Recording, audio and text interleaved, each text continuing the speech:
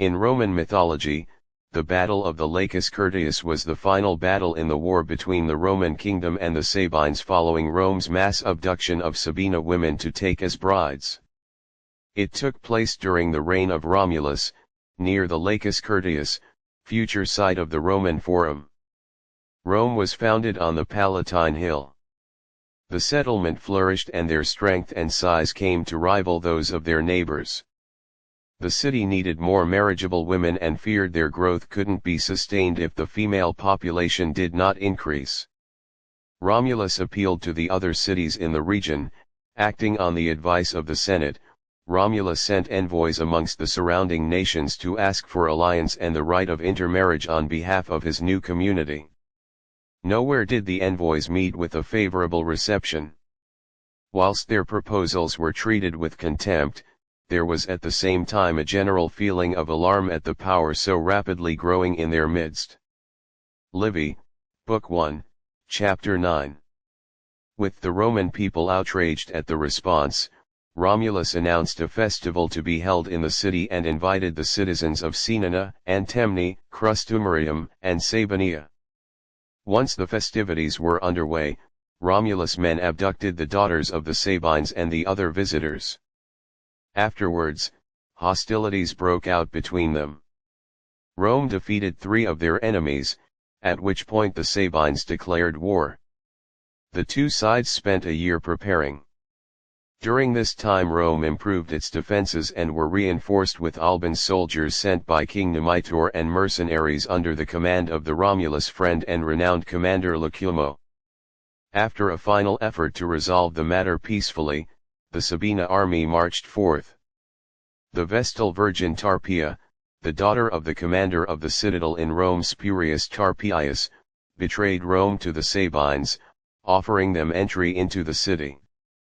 Quoting Fabius and Cincius, Dionysius of Halicarnassus writes that Tatius tricked the daughter of the commander of the city's walled citadel to open the gates to his men by offering her what she thinks will be the gold bracelets they wear on their left arms. Instead they crushed her to death when they heaped their shields on top of her as her reward. Lucius Piso claimed that she was motivated not by greed, but a plan to trick the Sabines and that she was killed only after they came to suspect her of treachery. Livy writes that the girl was simply bribed, but also cites the trickery account related by Dionysius. The Sabina and Roman armies gathered at the Palatine and Capitoline hills. The Sabines were commanded by Metius Curtius and the Romans by Hostus Hostilius. The river had recently flooded and left a thick mud in the area. After several skirmishes and minor engagements, the armies fought 2 pitched battles featuring valor and losses to both sides.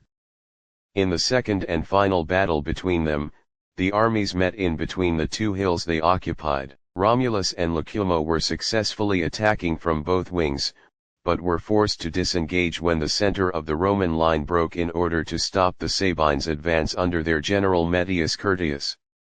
After being turned back, the Sabines made an orderly retreat. Metius and Romulus engaged one another directly until Metius fell, wounded. A marshy lake prevented his escape, but he plunged into it and stymied his enemy's pursuit. Once Romulus turned to face the remaining Sabines, the Sabina general pulled himself out of the mire and safely returned to his camp. When Romulus was struck in the head with a stone, the tide reversed again as the soldiers lost heart without their commander. The army was in full flight after a javelin felled Lucumo. Romulus recovered, and with the support of fresh reserves from within the city, the Romans regained the upper hand and the lines moved back against the Sabines. With the sun setting, the Sabines made an arduous retreat to the citadel and the Romans broke off their pursuit. In Livy's account, the Romans assembled at the foot of the hill beneath the citadel, but the Sabines refused to emerge and engage them. Finally, in spite of their lack of the high ground, the frustrated Roman army attacked. Initially inspired by the heroics of their general Hostus Hostilius on the front line, the Roman line broke when he fell. Romulus makes a pledge to Jupiter that if he were to hold off the Sabina charge and restore the Romans' courage, he would build a new temple to Jupiter Stator on the site. With a cry, Romulus led his army into the Sabines and routed them. The Sabina general Metius was tossed in a swamp by his horse after it bolted. After the Sabines regrouped, the battle continued in the area between the two hills, but the Roman army had by then gained the upper hand. Suddenly, the abducted Sabina daughters rushed onto the battlefield and put themselves between the two armies. They implored both sides to stop the bloodshed and accept each other as family, as they then were. Ashamed, the leaders of the two peoples ended the fighting. In his account of the Battle of the Lacus Curtius, Plutarch provides additional details, but the basic account is the same as that of Livy and Dionysius. He notes that when the women intervened, they not only ended the battle, but brought food and water, as well as care for the injured. They also take the opportunity to introduce their husbands and their fathers. Henceforth, Sabina women have no duty but to spin wool for their husbands. After the battle, both sides decided to sign a peace treaty uniting the two kingdoms, transferring administrative power to Rome.